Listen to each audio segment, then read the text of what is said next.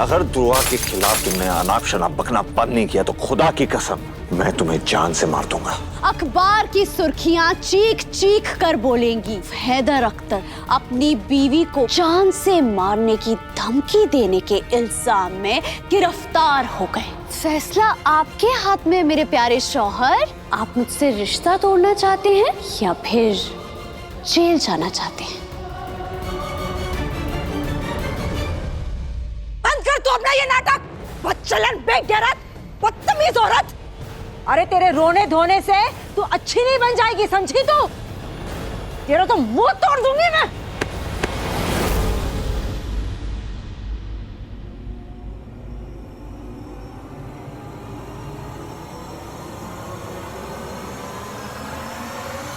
मुझे हाथ लगाने की सोचना भी मत।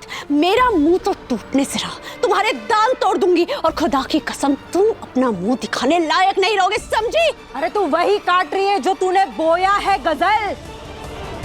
मैं और तेरा ये भाई एजाज तेरी काले कारनामों की गवाह हैं। ये इसे भाई कहते हैं? ये भाई नहीं है, ये भाई के नाम पे धब्बा है, धब्बा।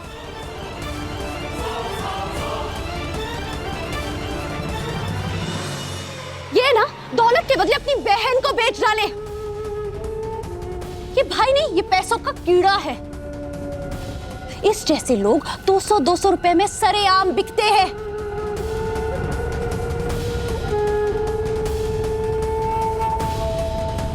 पक्का इसे रूहान ने पैसे दिए हैं ताकि ये मेरे खिलाफ झूठी गवाही दे सके।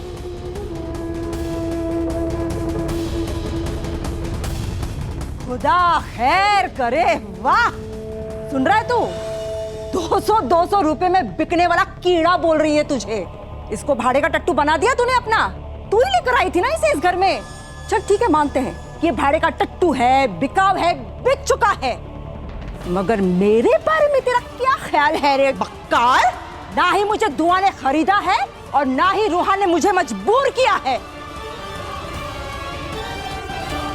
तेरी एक एक काले करतूत में अच्छी तरह से जानती हूँ। तेरे हर गुनाह का हिसाब है मेरे पास, क्योंकि हमेशा मैंने तेरा साथ दिया है गजल। मुझे कैसे झुठलाएगी तू बता? तुम्हें झुठलाने की जरूरत है क्या? यहाँ पर सभी जानते हैं कि गुलनाज बेगम कितनी शरीफ है। और कौन सा गुनाह? हाँ, किस गुनाह के हिस्सेदार हो तुम मेरी? मैंने तो कोई गुनाह नहीं किया। मौला, मेरे मौला, ये लड़की, या खुदा, ये लड़की हश्र के मैदान में अल्लाह को भी छुटलाएगी, क्योंकि इसका तो खून ही सफेद हो चुका है, इसलिए सफेद झूठ बोल रही है। सुभान अल्लाह, सुभान अल्लाह। सच बोलने की बातें वो करे जिन्होंने आज तक झूठ ही ना बोला हो। हैदर, आप इन पर भरोसा मत कीजिएगा।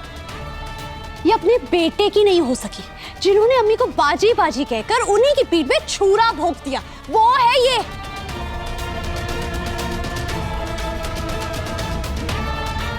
अब्बू जी ने इन्हें तलाक देने की बात कही है, इसीलिए मजबूरन इन्हें मेरे खिलाफ गवाही देनी पड़ रही है। ये झूठ बोल रही है। गजल, देखिए छोटी अम्मी, शौहर की बेरुखी को मैं समझती हूँ, आपकी मजबूरी को भी मैं समझती हूँ, लेकिन मुझ पर रहम कीजिए छोटी अम्मी।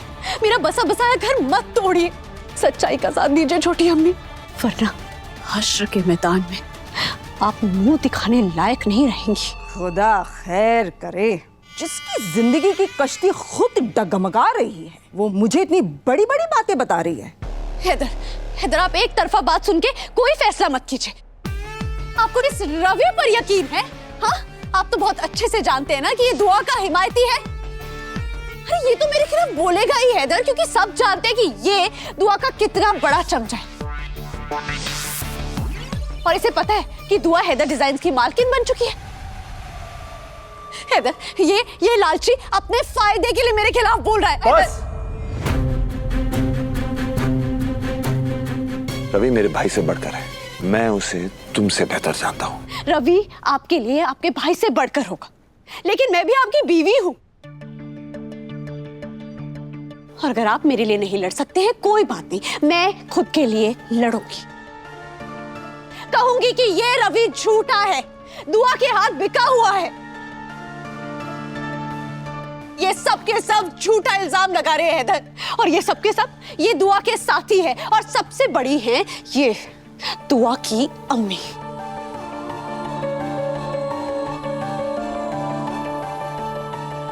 आप कितना झूठ बोलेंगी आप? मैंने और आप पर हमला किया? अरे ऐसे काम तो आप करती हैं।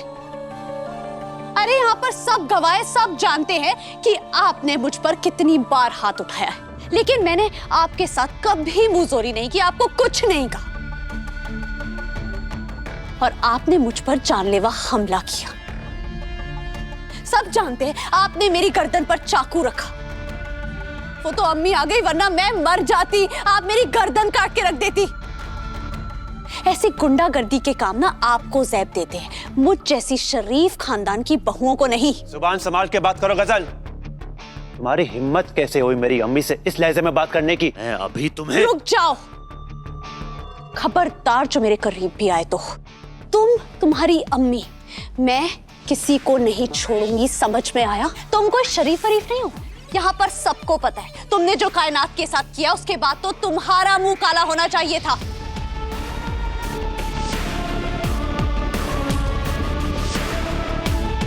लेकिन तुम्हारी अम्मी ने हमें फंसाया, हमारा मुंह काला करवाया, अख्तर खानदान का नाम पूरे शहर में बदनाम कर दिया।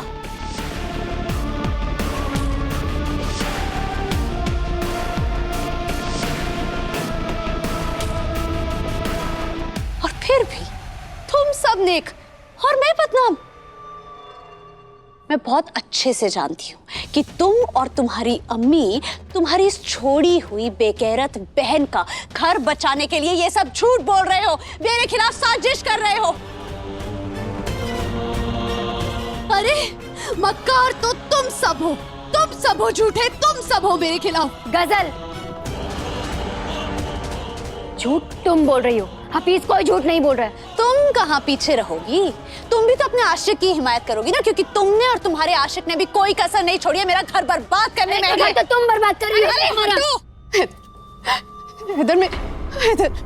इधर मेरे हक में कोई कहने वाला नहीं है, कोई कुछ नहीं करेगा। इधर मेरी अम्मी इस दुनिया में नहीं रही, मेरे अब्बू इस दुनिया में नहीं रहे, इस दुनिया में मेरा कोई नहीं है। इधर एक आप ही मेरा आखिरी सहारा है। इधर ये सब झूठ बोल रहे हैं, ये मेरे खिलाफ साजिश कर रहे हैं। हैदर, आप इनकी बातें मत सुनिए और इनकी बातों में आकर आप ऐसा कोई फैसला मत लीजिए हैदर, जिसके बाद आपको पछताना पड़े। कितनी बड़ी नाटक हो रहा है हैदर। मैंने आपको सच्चे दिल से चाहा है। मैंने आपके लिए क्या कुछ नहीं किया हैदर।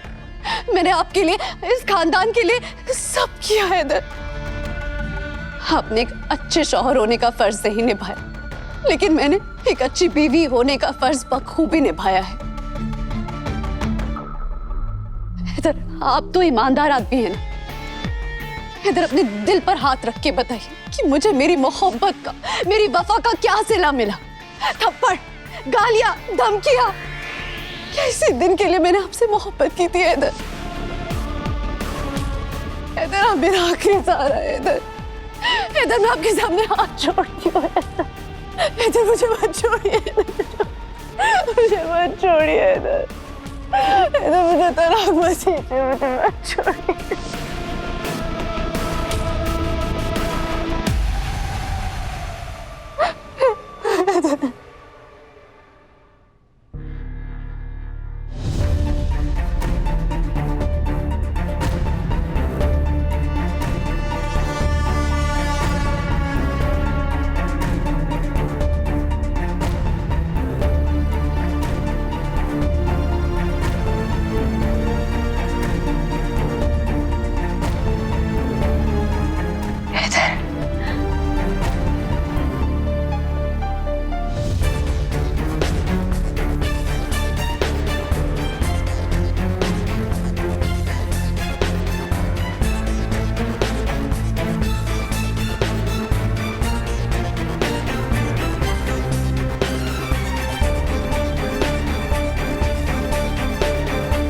ये आंसू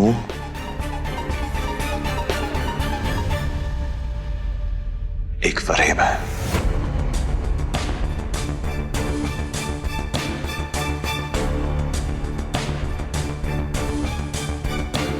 ये रोना मक्कारी है।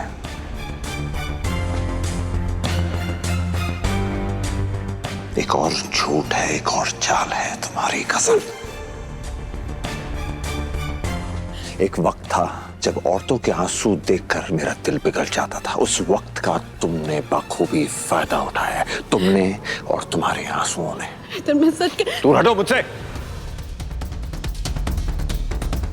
इन आंसुओं की वजह से मैंने अपने नेक दिल भाई पे हाथ उठाया, उसकी नीयत पे शक किया। इन आंसुओं की वजह से मैंने खाला जान से बदतमीजी की। इन आंसुओं की वजह से मैंने रवि को खुद से दूर कर दिया। इन आंसुओं की वजह से मैंने हफीज पे हाथ उठाया। इन आंसुओं की वजह से, इन आंसुओं की वजह से मैंने अपनी दुआ का दिल तोड़ दिया।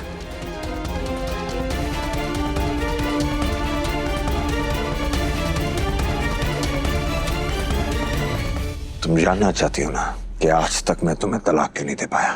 उनकी वजह थी ये आंसू,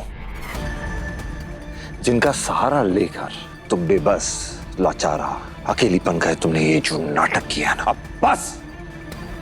अब जब तुम्हारी हकीकत सबके सामने आ गई है, मुझे नफरत होने लगी है इन आंसुओं से। अब मैं तुम्हारे आंसुओं के जाल में नहीं फंसने वाला। अगर तुम चीख चीख कर भी अपना गला छीन लोगी ना, फिर भी मैं तुम्हारी बातों पे यकीन नहीं करने वाला। आज से मेरी दुआ, मेरा घर, मेरा खानदान ही मेरे लिए सब कुछ है।